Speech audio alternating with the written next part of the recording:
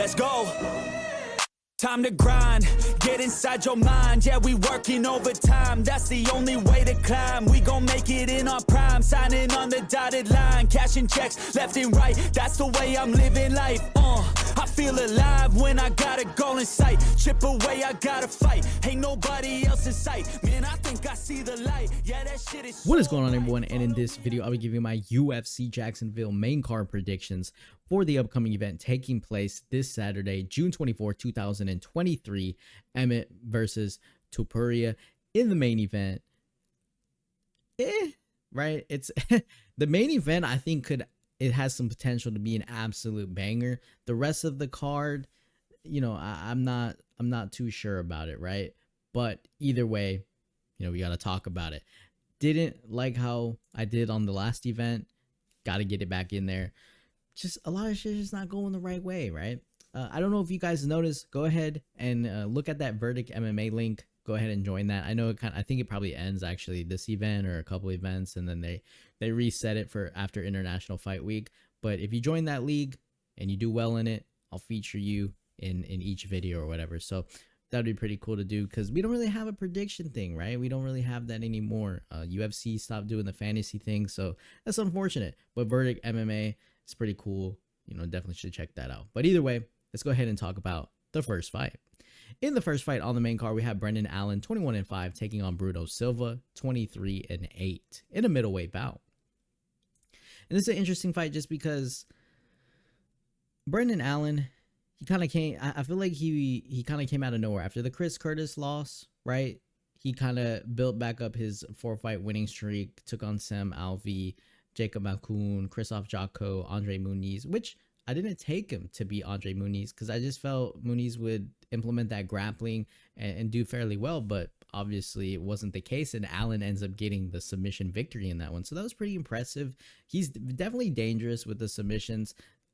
I don't think he goes out of his way to get the takedowns, but then if he ends up in a scramble or anything like that, he can definitely make it to his advantageous position and then try to pull off a submission, and that's pretty good. And his stand-up is fairly good as well.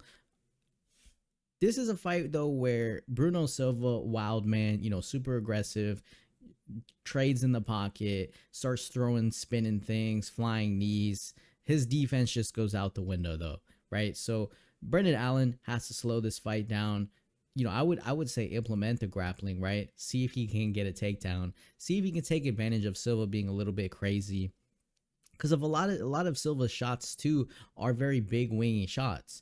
And Allen, if he can utilize a good jab, kind of get past that, start slamming in the leg kicks, but just take advantage of the moments where Silva's just trying to swing in with his chin up, and you could catch him. Like I definitely think Allen could catch him, and then maybe doesn't finish him on the feet or knock him out. But I think if he could take down Andre Muniz, I feel like he could probably take down Bruno Silva, and then at that point it's just a matter of him submitting him, because that rear naked choke, right, you know, that's a little sketchy. I think Silva could definitely get submitted in this fight. And then at the same time though, Brendan Allen has to be careful, because I mean, you don't want to get hit by Bruno Silva with a spinning back fist to the head or anything like that. We have seen Bruno Silva lose Gerald Meerschaert submission, round number 3. He lost to Alex Fajeda via decision. He isn't, again, he's an exciting fighter. I wouldn't say he's like the most technical, right? He's not going to, you kind of know what you're going to get from Bruno Silva, but Brendan Allen looks like he's improving. And he's pretty impressive, man. I mean, in his last 4 wins, 3 of them are by rear naked choke. So he's definitely dangerous, and I think he can handle himself on the feet. He just has to be a little bit careful of getting into a firefight for this one. But other than that, yeah, I mean, I could see Silva landing a flash KO, but I just don't feel like overall he's the better fighter. So for me, I'm going to take Brendan Allen to defeat Bruno Silva. I'll take him to win by round 1 submission. In the second fight on the main card, we have David Onama, 10-2, taking on Gabriel Santos, 10-1 in a featherweight bout. So for Onama, he's coming to this fight with a loss over Nate Landwehr, where I think he was actually early on the better fighter. harder shots, better defense. But then, as Nate Landwehr does, took the fight into the deep waters, landed some takedowns, started draining the energy out of Onama, and started coming back. And then you had Onama kind of just looking like he was completely gassed out. And Nate Landwehr, again, not the most technical dude in the world, but he had the cardio and he was still landing good shots. So he was able to get a majority decision. And that's a little bit concerning for me just because Onama, he has to be a little bit careful, right? He has to be careful utilizing too much energy here. Let's say Gabriel Santos is able to get the takedowns consistently. Well, then Santos is going to obviously try to just drag him down, lay on him, beat him up on the ground, and just drain the energy. And that might win him a decision if he takes him down like 8 times, right? And so it's a little bit sketchy for me to go with someone like Onama because I think early on he could definitely light up Santos. I think there's moments for Santos to get pieced up in this fight. It's just a matter of whether or not Onama is able to get him out of here, because I do think Gabriel Santos will be able to consistently land these takedowns, and just over time, it just won't be good for Onama because I could see him slowing down. That being said, though, Onama definitely can be dangerous with the submissions. Maybe he can pull off a submission on the floor, but I would assume, you know, we did see David Onama get taken down by Mason Jones in his first fight inside the UFC 8 times. So I would assume Santos is obviously going to try to go in for those takedowns. His striking, I think is a little bit, you know, it's not early on. It's probably not as good as Onama's. I think Onama definitely has the length advantage, right? He's going to have that reach. He's going to be able to tag him from a distance. He's going to really be able to put a lot of power behind a lot of those shots from a distance. But as the fight goes on, if Santos is able to survive and get those takedowns, I just think he's going to make Onama change into a fighter that is very gassed out and not able to utilize any of his advantages. Santos obviously has to close the distance as well. Inside the pocket, you know, he's willing to trade back and forth. So again, if Santos can make this a war on the feet, close off that distance, you can start to tire out Onama as well. But the biggest thing is just the takedowns. And like don't get me wrong, I think Onama could probably get him out of there early, but if he doesn't, we run into the situation of where Onama looks like a different fighter. And to me, that just is just a little bit too much, regardless of the reach advantage. So for me, I'm going to go Gabriel Santos to defeat David Onama. I'll take him to win by a decision. In the third fight on the main card, we have Austen Lane, 12-3, taking on Justin Tafa, 6-3, in a heavyweight bout. So for Austen Lane, he's coming in this one. I think he's regionally connected to Jacksonville, Florida or whatever. So that's probably why he's on the main card. And I also think this fight, obviously with Justin Tafa, it's going to be a pretty violent fight. I think it's going to end early. And so that's also probably why it's on the main card. But Austen Lane's coming off of Dana White Contender Series. So the first time he was on Dana White Contender Series was June 12th, 2018. Took on Greg Hardy and got absolutely destroyed. Came back 2022 in September and was able to pull off a KO TKO against Richard Jacoby. And when you watch that fight, definitely has that length, right? He has nasty leg kicks, good power. It's a classic thing, right? I mean, this dude is obviously pretty tall, is going to have the reach advantage. It's just whether or not he's going to decide to close the distance and fight Justin Tafa in close, because obviously in close, Justin Tafa can land his own shots. I think Tafa actually has a pretty good chin as well. And then on top of that, Tafa can get some of those head kicks up there. So I wouldn't really count out that. I really wouldn't put too much emphasis on the reach advantage here, just because I think Austen Lane is going to fight in close regardless. Those leg kicks, I mean, those body kicks that he was throwing, and even like head kicks, I mean, that could be, especially the body for Lane, that could definitely favor him early on, because some of those kicks were pretty nasty. And then for Justin Tafa, he's just got to close the distance and take this guy out, right? I mean, that's pretty much it. So I think it's gonna be a pretty violent fight. I don't really think anyone's gonna get taken down here. You know, I'm pretty confident in that. Against Jared Vendera, Tafa lost, got outstruck. Against Carlos Felipe, he got lost a split decision. He did get taken out in his first fight against Jorgen De Castro, KO TKO, but that was 2019. Obviously, I think he's improved since then. really, when you look at his past 2 fights, I think you're seeing a lot better Justin Tafa getting that head kick up there, and then just showing his KO power. One of these guys is gonna go down first round, and it's gonna be pretty violent. It's just gonna matter who lands those big shots. I have no reason. I mean, it is a heavyweight fight, and at this point, they flip a coin, right? See how much Austen Lane has improved. But for me, I mean, I've liked what I've seen from Justin Tafa, especially in his last 2 fights. So yeah, man, I'm gonna go with Justin Tafa on this one. I would have to really see a lot more from Austen Lane to inside the UFC. I mean, and again, he could catch Tafa and put him away, obviously, but I don't know. I just feel like Justin Tafa. I think there's a reason why they call him a bad man. So I'm gonna go Justin Tafa to defeat Austen Lane. Also, I'm gonna win by KO in round number 1. In the co-main event of the evening, we have Amanda Ribas, 12-3, taking on Maycee Barber, 12-2, in a women's flyweight bout. Amanda Ribas, I would say Amanda Ribas is probably going to be the harder hitter, right? She's going to be a little bit more aggressive. I think she gets a little reckless on the feet. She has good volume. Not as technical, I think, as Barber is on the feet. Barber just really has that. She's mixing it up. She's trying to fight from a distance. She's picking her shots, right? She's not necessarily rushing in, trying to brawl in the pocket or anything like that. Both, I think, have pretty solid wrestling / grappling.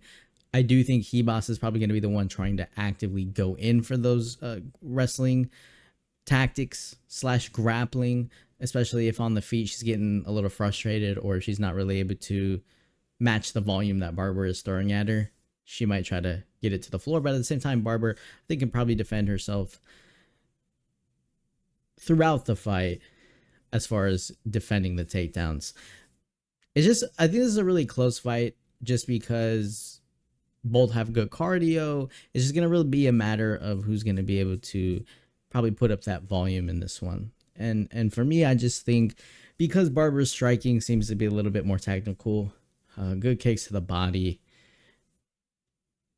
I think she's just going to be able to kind of outland Ribas a little bit and win some of the exchanges enough to where she kind of pulls out that decision. And then Ribas, maybe she is landing the harder shots and she could find some success there. So it's something to keep an eye on. I wouldn't definitely count her out in this one. I think if she lands enough significant strikes and maybe she's able to mix in the grappling, get Barber down consistently, then maybe she is able to pull off her own decision. But yeah, I don't know. I just, with some of these fights like this, it's like, oh, a split decision, and then it could go either way depending on how the judges are. So I'm just going to go ahead with the one that I feel like is going to put up a little bit more volume and then also just be a little bit more technical, right? And even if it's not landing the hardest shots on the judges' scorecard, she might look like she's doing a little bit more. So for me, I'm going to go Maycee Barber to defeat Amanda Ribas. I'll take her to win by decision.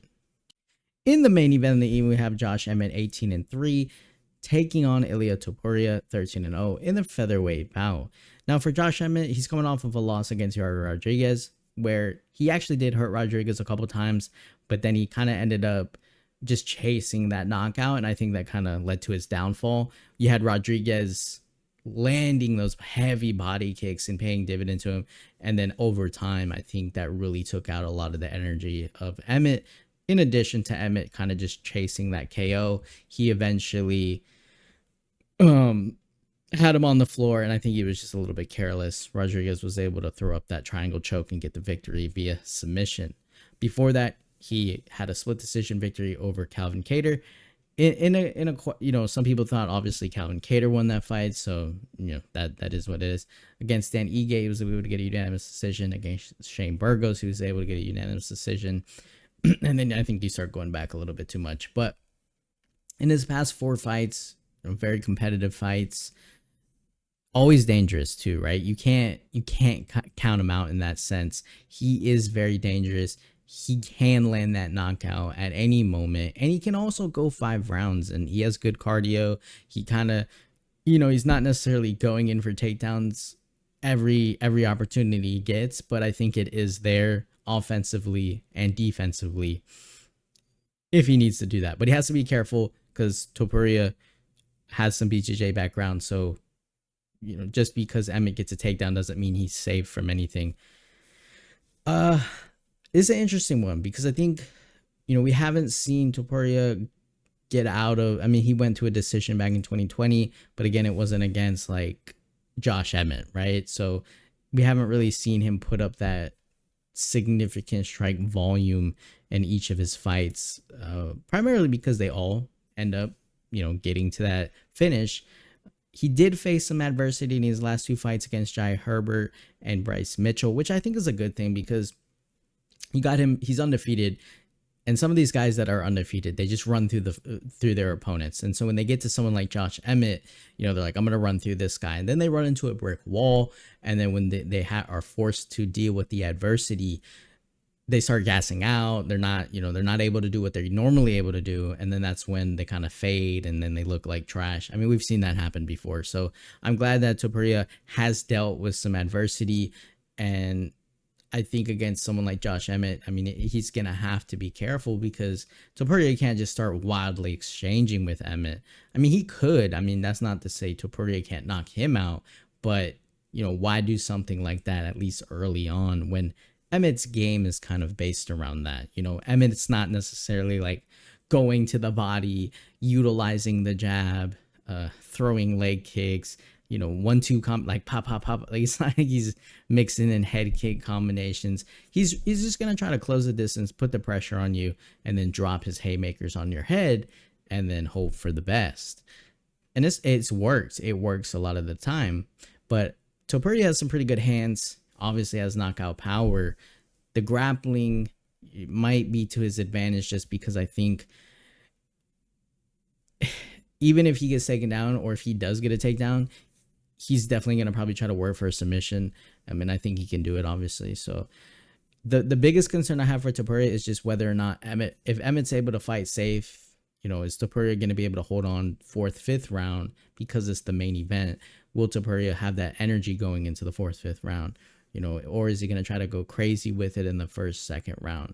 Because I don't know. I feel like Emmett might try to slow this one down a little bit, especially because he came off that loss against Rodriguez where he was kind of really looking for the headshot and wasn't able to get it. So maybe Josh Emmett tries to slow this one down a little bit, see if he can take Topuria late and just kind of, show him that, hey man, I've been in these situations before, top level guys, welcome, right? Whereas Topuria, I think it would be interesting to see if he can slow the fight down, but then at the same time, like implement some wrestling or just, watch out for the big haymakers of Emmett and mix in more combinations and kind of just beat him up. That would be interesting to see if he can do that. But Topuria is definitely a top level competition. Josh Emmett, it's gonna be hard. I think if Topuria can beat Josh Emmett and do it in a big fashion, it'll be interesting to see where they put Topuria next because, this is a pretty big step up in competition from Bryce Mitchell, in my opinion, just because Emmett not only can defend takedowns, he can obviously throw like big ass shots, and he's taken out some of the best guys, and he's already fought some of the best guys too.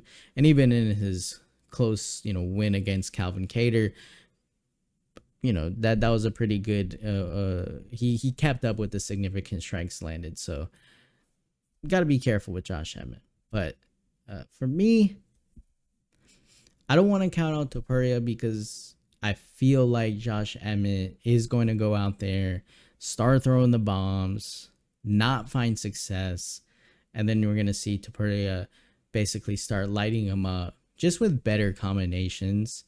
And in one of those exchanges, when Emmett's starting to get a little bit tired, Topuria is going to be tired as well, but he'll still land cleaner combinations, and then I feel like he's going to be able to put him away if he doesn't die in the 1st round. So I do think Topuria is going to go in there and show him why. but we've been wrong before here, so wouldn't be surprised if Josh Emmett just flatlines him in the first round. But that's the whole point of the fight, right? That's why it's exciting. So that being said, I'm gonna go Ilia Topuria to defeat Josh Emmett. I'll take him to win by round 2 KO TKO. So that'll do it, guys, for my UFC Jacksonville main card predictions for the upcoming event taking place this Saturday, June 24th, 2023. Main event seems like a banger. Don't know about the other fights. Obviously, we'll have to see.